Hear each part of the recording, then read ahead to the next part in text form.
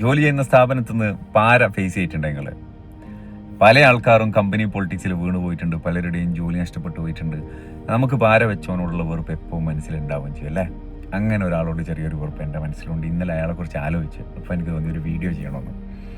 2010 എൻ്റെ കല്യാണത്തിനായിട്ടുള്ള ലീവ് അപ്രൂവലൊക്കെ കിട്ടി. എനിക്കൊരു മാനേജർ ഉണ്ടായിരുന്നു കേട്ടോ, നല്ല മനുഷ്യനാണ്. ഞങ്ങൾ കുറച്ച് ആൾക്കാർ അയാൾ അണ്ടറിലാണ്, നല്ലോണം പെർഫോം ചെയ്യുന്നത്. അതേ കമ്പനിയിൽ ഓപ്പറേഷൻ ഡിപ്പാർട്ട്മെൻറ്റിൽ വേറൊരു മാനേജർ. ഈ ഓപ്പറേഷൻ ഡിപ്പാർട്ട്മെൻറ്റിൻ്റെ ആൾക്ക് കുറച്ച് ഹയർ മാനേജ്മെൻറ്റുമായിട്ട് പിടിപാടുണ്ട്. ഇയാൾ പാര പണിതിട്ട് എൻ്റെ മാനേജറെ മൂലക്കാക്കി. എൻ്റെ മാനേജർ എനിക്കൊരു മാസത്തെ ലീവ് അപ്രൂവ് ചെയ്തതാണ്.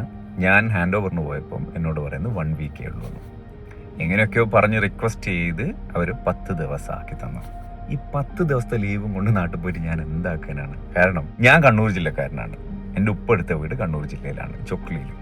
എൻ്റെ ഉപ്പാൻ്റെ സ്വന്തം നാട് വയനാടാണ്. അപ്പം ചൊക്ലിയിലും എനിക്ക് കുടുംബക്കാരുണ്ട്, വയനാട്ടിലും കുടുംബക്കാരുണ്ട്. ഞാൻ കല്യാണം കഴിക്കാൻ പോകുന്നത് മലപ്പുറം തിരൂരാണ്. അവിടെയും ബന്ധുക്കളാവാൻ പോകുന്ന ആൾക്കാരുണ്ട്. ഇവിടെ ഒക്കെ വിസിറ്റ് ചെയ്യുക 10 ദിവസം കൊണ്ട് തീരുക. കുടുംബ വീട്ടിലൊക്കെ വിസിറ്റ് ചെയ്യൽ. അപ്പോൾ സ്വാഭാവികമായിട്ടും 10 ദിവസം കഴിഞ്ഞപ്പോൾ എനിക്കൊരു പനി പിടിപെടുന്നു.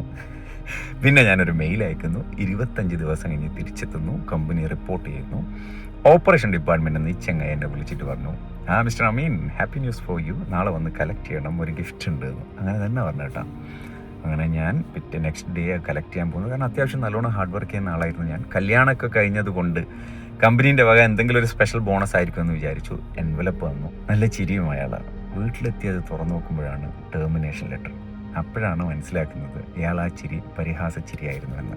അയാളോട് ഒരു പ്രത്യേക വെറുപ്പ് മനസ്സിലിങ്ങനെ വന്നു.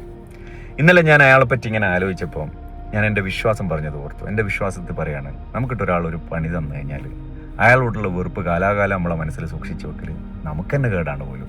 പിന്നെ നമുക്ക് എന്തെങ്കിലും ഒരു പ്രശ്നം ഫേസ് ചെയ്ത് കഴിഞ്ഞാൽ നമ്മൾ അൽഹംദുലില്ലാ എന്ന് പറയണം. ഇതെങ്ങനെയും ശരിയാവാം? നമുക്കത് മനസ്സറിഞ്ഞ് പറയാൻ പറ്റുമോ? പക്ഷേ ഞാൻ ശരിക്കും ഒന്നിരുന്ന് ആലോചിച്ചപ്പോൾ എൻ്റെ മനസ്സിൽ അതിനുള്ള ഉത്തരം കിട്ടിയേട്ടാ.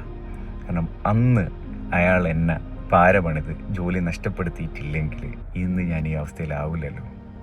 ഇന്ന് അയാൾ ഒരു കൊല്ലം എടുക്കുന്ന ശമ്പളം ഞാൻ ഇന്ന് ഒരു മാസം കൊണ്ട് ഉണ്ടാക്കുന്നുണ്ട് എന്നുള്ള സത്യവും മനസ്സിലാക്കിയപ്പോൾ അയാളോടുള്ള വെറുപ്പും പോയി. അയാൾ അങ്ങനെ ചെയ്തത് എൻ്റെ നല്ലതിനാണെന്ന് തോന്നിപ്പോയി. കാരണം ചില പാര പണിയിലായാലും ചില പണി കിട്ടലാണെങ്കിലും ചില വിഷമങ്ങളൊക്കെ അത് നമ്മളെ ഫ്യൂച്ചറിൽ നല്ലതിനാണെന്നുള്ളൊരു ബോധം നമ്മളെ മനസ്സിൽ, ഒരു വിശ്വാസം നമ്മളെ മനസ്സിലുണ്ടെങ്കിൽ അത് നല്ലതിനേ ആവൂ. അതാണ് പ്രപഞ്ച സത്യം. എന്നൊരു മോട്ടിവേഷനിൽ പറയല്ല കേട്ടോ. അപ്പോൾ നമുക്കിട്ടൊരു പണി കിട്ടുമ്പോൾ അല്ലെങ്കിൽ ഒരു വിഷമം വരുമ്പോൾ നമ്മുടെ മനസ്സിൽ എവിടെയെങ്കിലും ചെറിയൊരു വെളിച്ചമാണ്.